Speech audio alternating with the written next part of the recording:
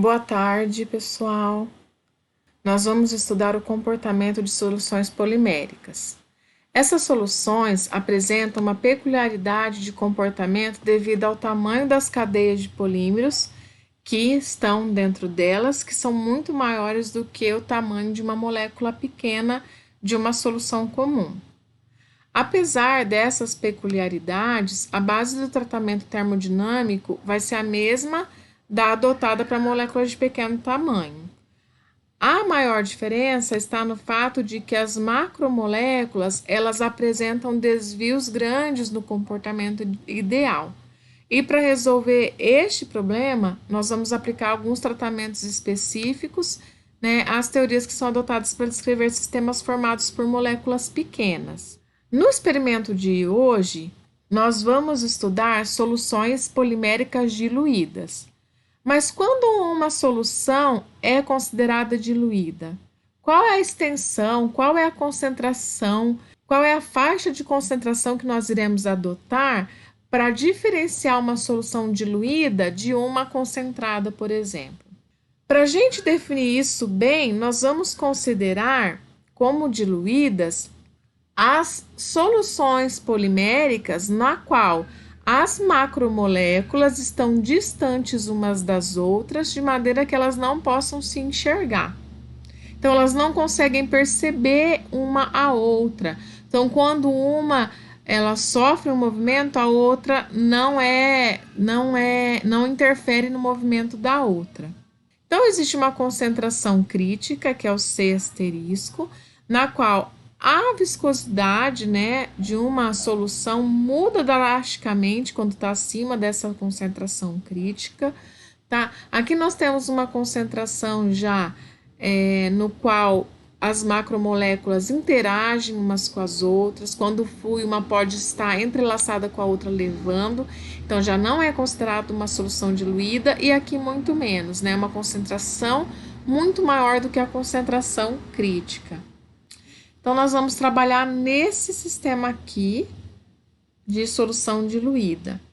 Bom, em relação às soluções de polímeros, uma solução ela é caracterizada por alguns parâmetros termodinâmicos. Então, nós temos o volume, a energia interna, a entropia, a energia livre de Gibbs, a entalpia. E no caso de um processo de solução, a gente costuma determinar as diferenças entre as funções termodinâmicas, como das soluções, e as mesmas funções dos componentes puros antes da dissolução.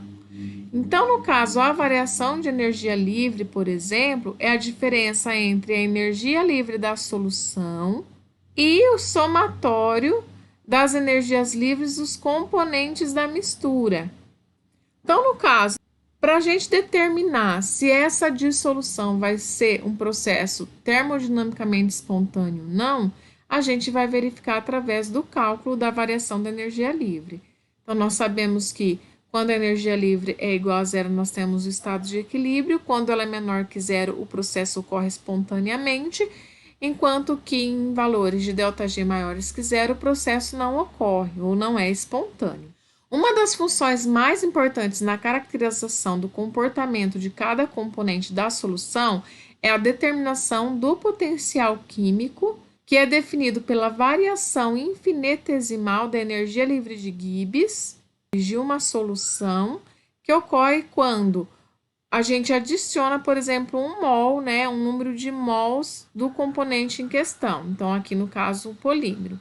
Isso considerando a temperatura, a pressão e a quantidade de mols dos outros componentes como um valor constante.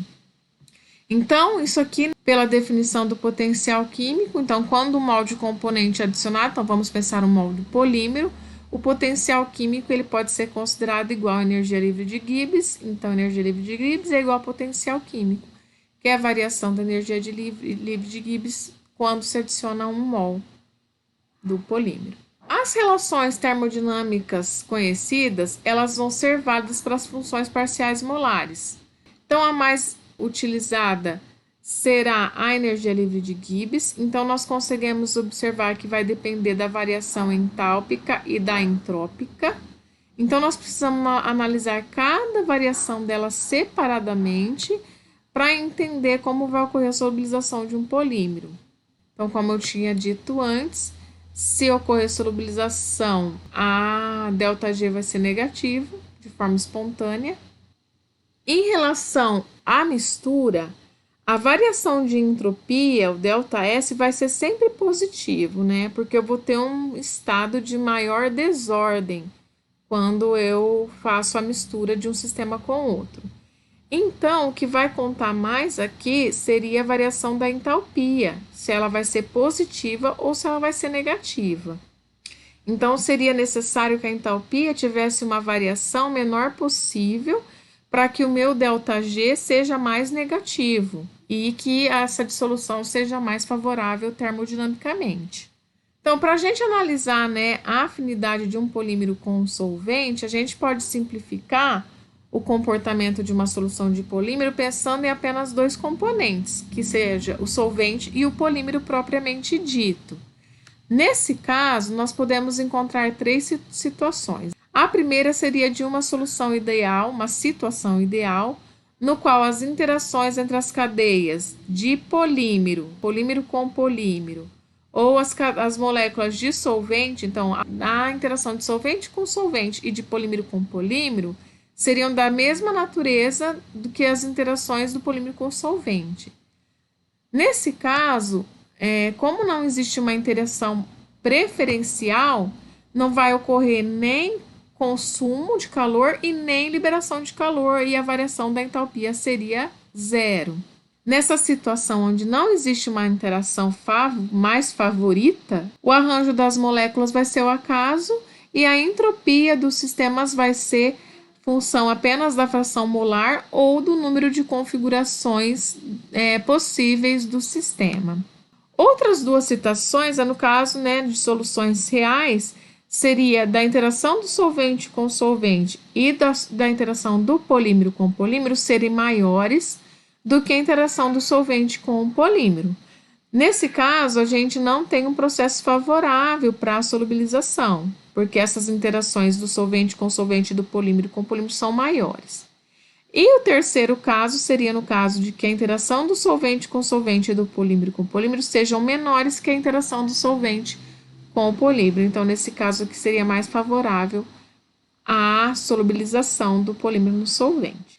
Em relação a esses processos de dissolução, no caso do processo de dissolução de polímero, quando existe interação entre os componentes, né, então nós vamos formar o quê? Uma solução verdadeira, né? Pode ser formada uma solução verdadeira quando essa interação entre o solvente e o polímero é boa.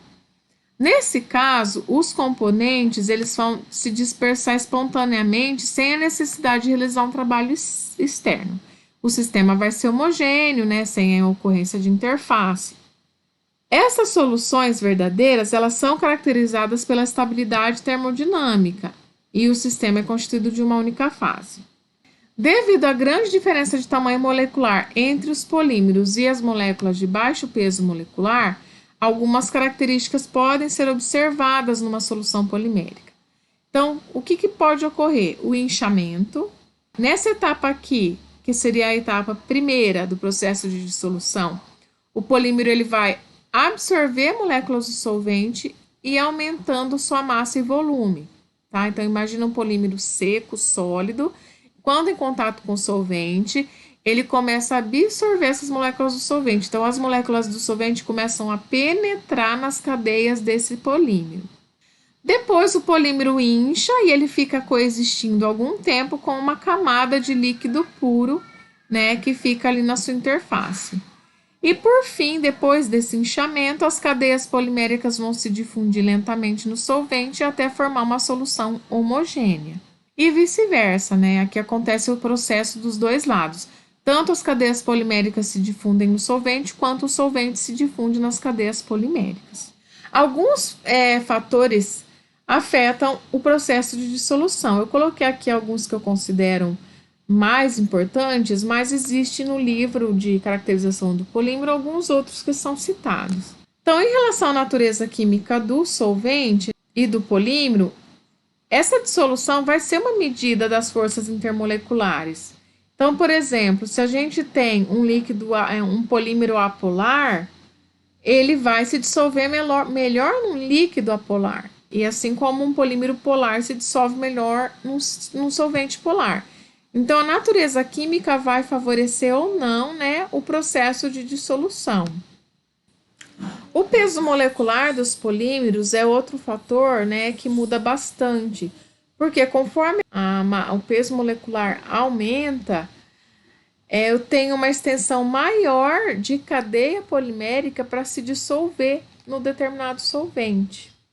O empacotamento das macromoléculas também interfere, porque quando os polímeros se empacotam de forma melhor, eles ficam com as cadeias mais justapostas, eles ficam menos solúveis, porque é mais difícil que os solventes consigam penetrar nessas cadeias empacotadas. No caso dos polímeros cristalinos, para eles se dissolverem, é necessário destruir a rede cristalina, o que vai requerer uma energia grande. Então, em geral, os polímeros cristalinos eles são insolúveis, até mesmo nos líquidos de polaridade semelhante. Em relação à temperatura, a temperatura ela pode influenciar negativamente ou positivamente a solubilidade. Então, existem alguns polímeros que são mais solúveis quando a temperatura aumenta, outros são mais solúveis quando a temperatura diminui. Existe algum diagrama de fase característico de sistemas polímeros solvente com temperaturas críticas de inversão de comportamento. É importante que vocês verifiquem isso no livro. O experimento, né, que nós vamos fazer hoje é o de determinação da viscosidade de soluções poliméricas diluídas. Os objetivos desse experimento é determinar as viscosidades relativas em relação às soluções poliméricas diluídas. Nós vamos ver que temos diferentes viscosidades relativas, dependendo da concentração das soluções poliméricas. Nós vamos determinar as dimensões moleculares de um polímero, ou seja, o tamanho do raio molecular, né, do novelo polimérico. E nós vamos analisar a afinidade de um polímero com o meio em que ele está inserido, utilizando medidas de viscosidade. Então, nós conseguimos prever se o polímero tem uma afinidade boa ou não com um determinado solvente. Para determinar essa interação da macromolécula e do solvente, nós temos 3 exemplos de solvente: o bom solvente, o solvente teta e o mau solvente. No experimento de hoje, nós vamos usar um bom solvente e um solvente teta. O que significa isso? No livro tem uma definição mais detalhada, mas o bom solvente é um solvente no qual o polímero ele se encontra num novelo expandido. Então, ele se abre, esse novelo se expande, se abre para interagir com todas as moléculas de solvente ao redor. E a gente diz que o alfa, que é o grau de expansão do novelo, é maior que 1. No solvente teta, a gente considera que o novelo polimérico ele não é perturbado em suas dimensões, então seria a condição ideal para determinar o tamanho do novelo polimérico e a massa molar desse polímero. Nesse caso, o grau de expansão seria igual a 1. E um mau solvente seria aquilo na qual o novelo polimérico se contrai ou se colapsa. Então, não existe interação boa entre o polímero e o solvente. Nesse caso, a expansão polimérica é menor que 1. Para esse experimento 1, nós vamos fazer a determinação da medida do tempo de escoamento entre duas marcas num viscosímetro capilar. Aqui eu coloquei alguns exemplos de viscosímetro capilar e esse aqui seria o que nós vamos usar, que é o viscosímetro de Cannon-Fenske. Nesse viscosímetro, nós vamos colocar a solução polimérica por essa extremidade mais larga e depois nós usaremos uma pera para sugar o que está nesse bulbo maior aqui para cima desses 2 bulbos menores. Então, é feita uma medida de tempo de escoamento entre 2 marcas. Isso vai ser feito com soluções de diferentes concentrações do mesmo polímero e nós vamos também determinar o tempo de escoamento do solvente puro, para poder fazer as medidas e os cálculos necessários para o relatório. Aqui nós temos um vídeo que pode mostrar bem isso que eu estou falando. Esse vídeo é um pouco longo, eu deixei o link aqui, mas tem um trecho dele em outro vídeo. Bem, eu vou colocar esse vídeo então para vocês verem como que se faria essa determinação experimentalmente. Nesse momento que ele passou aquele primeiro menisco, é o momento que tu ia acionar o cronômetro. Nesse vídeo que ele tá mostrando, né, como é que faz a montagem, né, mas acionaria o cronômetro naquela primeira parte ali, na primeira menisco, e aí depois tu, enquanto ele tá escorrendo, tá indo, tu vai contando o tempo, e aí quando ele chega nesse segundo aqui, aí tu para o cronômetro para verificar qual foi o tempo. Então, para esse aqui, a gente coloca a solução ali dentro do viscosímetro, vai usar a pera de sucção para fazer com que a solução de polímero ela suba. Então, ela vai subir. Então, como eu tinha falado, a gente faz esse teste com as soluções de polímero em diferentes concentrações, mede esse tempo, e o solvente puro. Então, a gente vai utilizar o solvente puro e vai utilizar as soluções de polímero para determinar qual é o tempo de escoamento entre uma marcação e outra.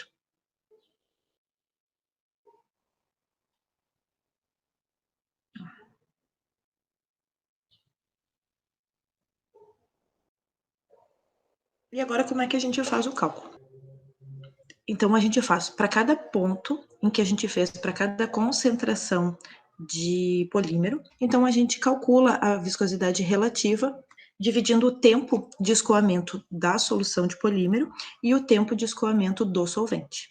Com esse valor de viscosidade relativa, a gente calcula a viscosidade específica, que vai ser essa viscosidade relativa menos 1.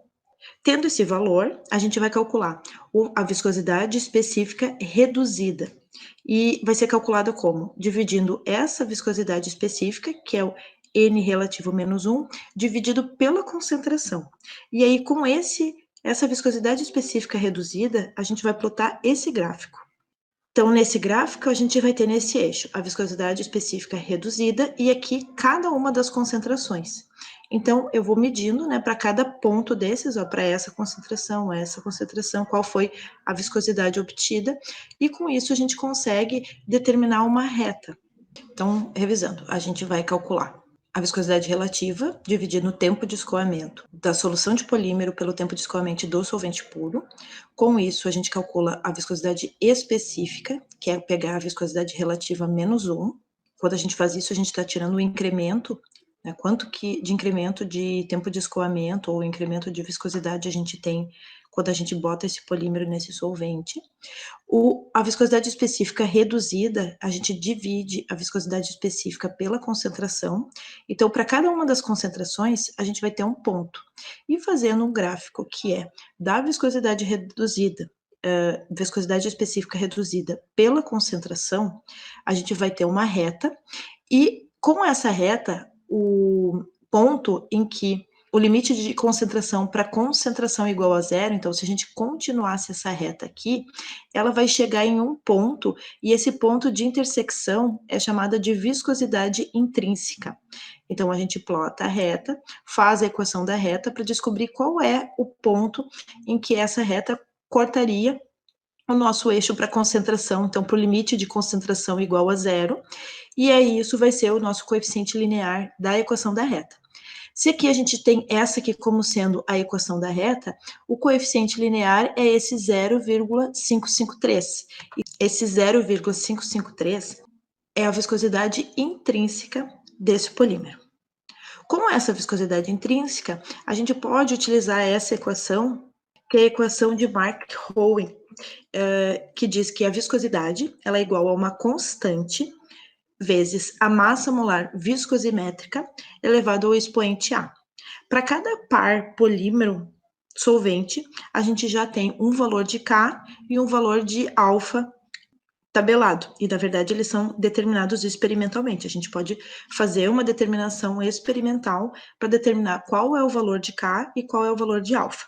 Mas, nesse caso desse experimento que eu passei, que a gente está utilizando como base, esse K e esse alfa já estão tabelados, então a gente vai utilizar os valores obtidos nessa equação aqui para calcular o valor da massa molar. Então, esse N é a viscosidade intrínseca, que é o coeficiente linear dessa equação aqui, 0,553. Aqui o alfa a gente tem como 0,717 e o K é 12 vezes 10 a menos 5. Então, substituindo os valores, a gente acha para esse sistema uma massa molar de 144.517,67 gramas por mol.